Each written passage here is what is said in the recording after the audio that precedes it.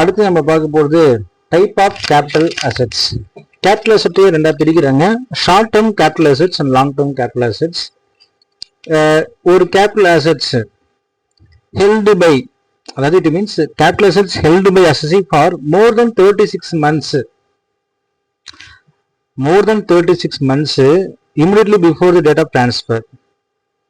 A long-term capital asset which is not a short-term capital asset. எதெல்லாம் வந்து short-term capital asset இல்லையோ அதெல்லாம் long-term capital asset. அதாவது ஒரு ஷார்ட்-டர்ம் கேபிட்டல் என்ன சொல்லணும், நாட் மோர் தென் 36 months. ஒரு அசெட்டை ஒரு அசசி வச்சுக்கிறாரு, ஆனா 36 மாசத்துக்கு கீழே தான் வச்சுக்கிறாரு அப்படின்னும் பொழுது அது என்னவாயிருது, ஷார்ட் டேர்ம் கேபிட்டல் அசெட் சொல்றாங்க செக்ஷன். அப்ப அது உங்களுக்கு டயக்ராம் சொல்றேன், நல்லா ஈஸியா விளையாடுங்க. Flow check. ரெண்டு அசெட்டா பிரிக்கிறாங்க, வந்து ஷார்ட் டேர்ம் லாங் டேர்ம். அதாவது 36 மாசத்துக்கு கீழே லெஸ் தென் 36 months இருந்துச்சு அப்படின்னாவே அது வந்து ஷார்ட் டேர்ம். அப்ப 36 months மேல இருந்தா தானே அது லாங் டேர்ம். அது உங்களுக்கு எல்லாத்துக்கும் தெரியும் இல்லையா? இதுதான் அவன் சொல்ல வரான். நீங்க பாத்தீங்கன்னா section 2 subsection 42A and 2 subsection 29A. இது ரொம்ப முக்கியமானது. எக்ஸப்ஷன் ஒன்று சொல்றான், அது வந்து கிடையாதான், மேலே சொன்னது கிடையாது. எதுக்குன்னா, இந்த following cases an asset shall be termed as a short term capital assets if it is held for not more than following period before the date of transfer. நீங்க டிரான்ஸ்ஃபர் பண்றீங்கல்ல, ஃபார் எக்ஸாம்பிள்ஸ் 17/9/2024 அன்னைக்கு நீங்க transfer பண்றீங்க அப்படின்னா இந்த asset அதுக்கு முன்னால எத்தனை நாள் வச்சிருந்தாங்க அப்படின்னு பார்க்கும். So how many days assessee held by this asset. அப்ப எத்தனை நாள் அவர் வச்சிருந்தாரு அப்படின்னு பாத்தீங்கன்னா, சார் 36 months மேல வச்சிருந்தாரு அப்படின்னா அது லாங் டேர்ம் ஆயிடுச்சு. இல்ல சார் அதுக்கு கீழே தான் வச்சுக்கிறாருன்னா அது ஷார்ட் டேர்ம். இதான் அந்த கான்செப்ட். பட் இங்க என்ன சொல்றேன், அது எக்ஸப்ஷன், அதை தவிர இந்த இதெல்லாம். ஃபார் எக்ஸாம்பிள் இந்த 36 months கான்செப்ட் வராதாம். 12 months மேல நீங்க வச்சிருந்தா அது லாங் டேர்ம், 12 months கீழே வச்சிருந்தா அது ஷார்ட் டேர்ம். அப்ப 12 months அப்படின்னு என்னன்னா, equity or preferences in a company listed in India. அதாவது ஒரு ஈக்விட்டி ஷேரோ பிரெஃபரன்ஸ் ஷேர்ஸோ நீங்க வச்சிருக்கிறீங்க, அது லிஸ்டட் இன் இந்தியால இருந்துருந்துச்சு அப்படின்னா அந்த ஷேர் 12 months கீழே நீங்க ஹெல்டு வச்சிருந்தீங்க அப்படின்னா அது வந்து கண்டிப்பா என்னங்க ஷார்ட் டேர்ம், அதுக்கு மேல வச்சிருந்தா லாங் டேர்ம். அதே போல equity or preferences in an unlisted company, இது ரொம்ப முக்கியம், லிஸ்டட் அண்ட் அன்லிஸ்டட். அப்ப ஈக்விட்டி அண்ட் பிரெஃபரன்ஸ் லிஸ்டடா இருந்தா 12 months மேல கீழே இருந்தா லெஸ் தென் 12, அடுத்தது மோர் தென், சரி லெஸ் தென் 12 சொல்றாங்க. அப்ப லெஸ் தென் இப்படி தானே வரும். சி லெஸ் தென் 12 ஷார்ட்டுங்க, மோர் தென் 12 என்னங்க லாங்குங்க.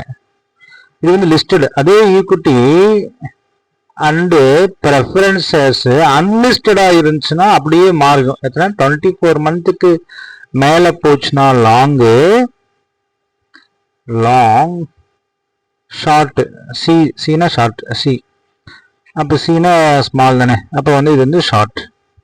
அப்ப சி அப்படின்னா லெஸ் தென், டி அப்படின்னா மோர் தென். டி எப்படி வருது, இப்படி தானே வருது, இப்படிதான் நாங்கள் படித்தோம், மோர் தென். அப்போ மோர் தென் 24 months and less than 24 months. Concept வந்து ஈக்விட்டி ஷேர்ஸ் லிஸ்டடாக இருந்தால் 12 months மேலே போச்சுனாவே லாங் டேர்ம். அதே ஈக்விட்டி ஷேர்ஸ் வந்து அன்லிஸ்டடாக இருந்தால் 24 months மேலே போனதான் அது லாங் டேர்ம். 24 months கீழே இருந்தால் ஷார்ட் டேர்ம். நான் சொல்லலை, சட்டம் சொல்லுகிறது. அப்போ இந்த 24 months கான்செப்ட்ல என்னெல்லாம் வரும் அப்படின்னு பார்த்தீங்கன்னா, immovable property being land or building both. அப்போ இம்மூவபிள் ப்ராப்பர்ட்டி லேண்ட் அண்ட் பில்டிங்காக இருந்தாலும் கண்டிப்பாக 24 மாசத்துக்கு மேலே வரணும். சரி, இப்போ 12 months வந்து ஈக்விட்டி ஷேர்ஸ் சொல்லிட்டீங்க, ரைட்டு. அடுத்தது any security, example debentures, government securities, டிபென்ச்சர்ஸாக இருக்கலாம், கவர்மெண்ட் செக்யூரிட்டிஸாக இருக்கலாம், பட் எல்லாம் லிஸ்டட் இன் இந்தியாவே இருக்கும். அல்லது any unit of an equity oriented fund whether quoted or not, zero coupon bonds, unit trust of India. So இது எல்லாமே 12 months கான்செப்ட்ல தான் வருது. அப்போ நீங்க புரிஞ்சுக்க வேண்டியதுன்னா 24 months மட்டும் மனப்பாடம் பண்ணிடுங்க, ஈஸி. இன்னும் 24 மந்த்ல என்ன இருக்குது, 2 பாயிண்ட் தான் இருக்குது. அன்லிஸ்டடு, ஈக்விட்டி அண்ட் ப்ரெஃபரன்ஸ் ஆஸ் அன்லிஸ்டடு. அடுத்தது லேண்ட் அண்ட் பில்டிங். இது 2 மட்டும்தான் இதுல வரும் 24 மந்த் கான்செப்ட். மற்ற எல்லாமே 12 மந்த் கான்செப்ட் தான் வரும். அப்ப equity and preferences listed, debentures listed, government debentures listed, UTI debentured, UTI unit trust of India. So இது எல்லாமே எதுல வருதுங்க, 12% தான் வருது. 0 கூப்பன் பாண்ட். ஸோ ரொம்ப ஈஸியான கான்செப்ட் நீங்க கன்சிடர் பண்ணிக்கலாம். இப்போ short term capital gain arises on transfer of short term capital assets and long term gain arises on transfer of long term capital assets. இது ரொம்ப ஈஸியான விஷயம். However, gain on transfer of an assets on which depreciation is allowed. கண்டிப்பா ஏதாவது ஒரு பொருளுக்கு நீங்க depreciation allow பண்ணிட்டு இருக்கிறீங்க அண்டர் செக்ஷன் 32 சப்செக்ஷன் 1ல, அது நீங்க எத்தனை வருஷம் வச்சிருந்தாலும் சரி, 15 வருஷம் கூட நீங்க வச்சிருக்கலாம். அது கண்டிப்பா என்னதாங்க, ஷார்ட் டேர்ம் தான். அதுக்கு உதாரணம் என்னன்னா, நீங்க ஒரு மெஷினரி வச்சுக்கிறீங்க.